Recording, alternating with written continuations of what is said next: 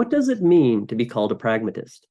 This is one of the questions that my recent book, The Evolution of Pragmatism in India, talks about and wrestles with.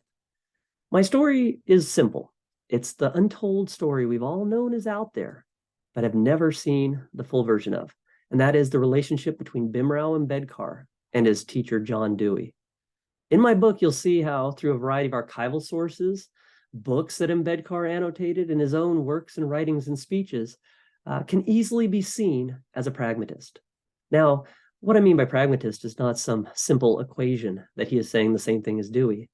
None of the pragmatists say the same thing. Anyone who reads any amount of Charles Saunders Peirce, William James, John Dewey, Jane Addams, Mary Kingsbury Simkovich will quickly see that they don't all believe in the same things. But Ambedkar was a pragmatist in the way that these other figures were pragmatists in two different ways. One, they share a historical lineage of people they were reading, people they were extending, people they were rejecting or resisting each other. So one of Ambedkar's classmates in his final year of classes with John Dewey, who sure goes back to China and operationalizes his own form of pragmatism, but in a different way from Dewey and a different way from his classmate Ambedkar. So when we think about Ambedkar, there are many stories we can tell about him. So pick up my book, The Evolution of Pragmatism in India, and read a story full of details you've never heard and will never see in other biographies or other accounts of Ambedkar's thought.